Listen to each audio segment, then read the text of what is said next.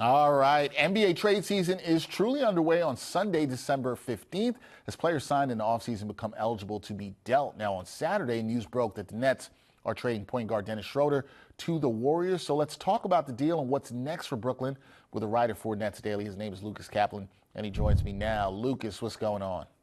Always honored to join a fellow Nets Daily alum.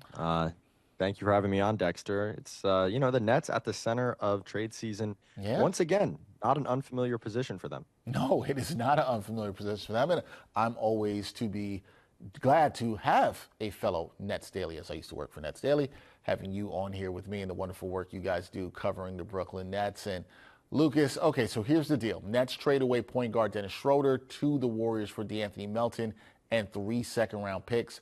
What is your initial reaction to this deal, and how does it help the Nets with their future team building? Well, it just lets me know that Sean Marks, general manager, and Brooklyn as a whole, they are not messing around this season. It's not a particularly inspiring trade. They also give up a second rounder, so they have a net gain of 2 second-round picks. That's not going to cause, a frenzy, a celebration in the front office, but this is about the long-term goals of the Brooklyn Nets. Dennis Schröder was playing really good basketball as the lead ball handler for the Nets. He was dragging them into games. He was outplaying Damian Lillard and Steph Curry on given nights. And the Nets are not trying to be a 35 and 47 team this year and get the 12th pick in the draft. They traded for their own picks back in the offseason. They want a high draft pick. And for a veteran point guard on an expiring contract, he's a great guy to have around. His teammates love him. He sticks up for them, as we saw the other night in Memphis. But does he really advance the long-term goals of the franchise?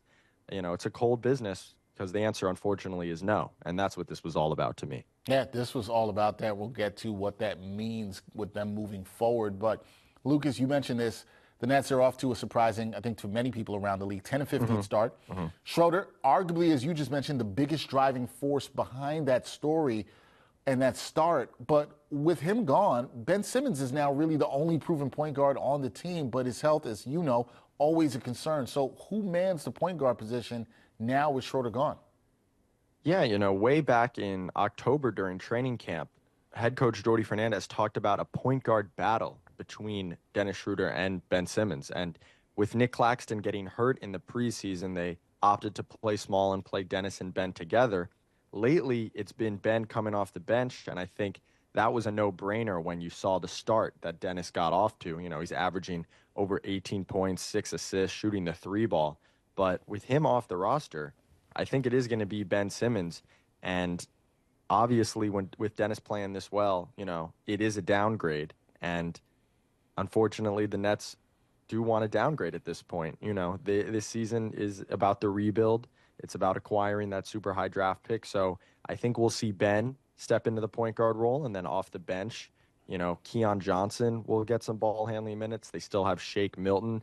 So it'll definitely be a motley crew of ball handlers for the Nets going forward. Yeah, motley crew of ball handlers. Whenever you hear that, it's all about the rebuild for sure. So now that Schroeder's gone, do you think this will open the Nets up to trading other players, right?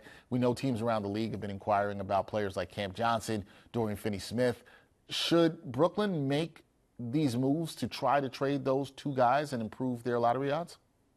I think they should. I mean, Dorian Finney-Smith isn't expiring. I know Cam Johnson has a couple more years on his deal, but he's just been so good that I have to imagine the Nets can be on the receiving end of a bidding war for Cam Johnson. Dorian Finney-Smith, proven vet, you know what you're going to get, tough 3-and-D forward. Cam Johnson shooting the lights out, having one of the best offensive seasons of his career. These are really valuable players on the trade market. And the thing about this NBA season, especially if you look at the standings in the West and even down ballot a little in the East, there are not many teams that are primed to sell. The Nets are. That could help them in the trade market. And I do think this Dennis deal was just the first piece of business for them.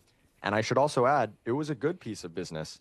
10 months ago, this calendar year in February, they traded Spencer Dinwiddie for Dennis Schröder, and the Raptors immediately cut Spencer Dinwiddie. It was just a pure salary dump move, and now all of a sudden they're getting second-round picks for Dennis. So in a 10-month turnaround, that's a nice little piece of business, and it inspires confidence that Sean Marks can get the proper deals done for these veterans he has. Yeah, it'll be intriguing to see what else they're able to do. As I mentioned at the top, NBA trade season really getting underway on December 15th as more players who sign this offseason are eligible to be traded. About 80 players throughout the league. Nets kicking this off by trading Dennis Schröder to the Golden State Warriors. That is Lucas Kaplan, writer for Nets Daily. Check out his work there. Lucas, I appreciate the time. We'll talk soon, my friend. Appreciate you having me on. Thank you.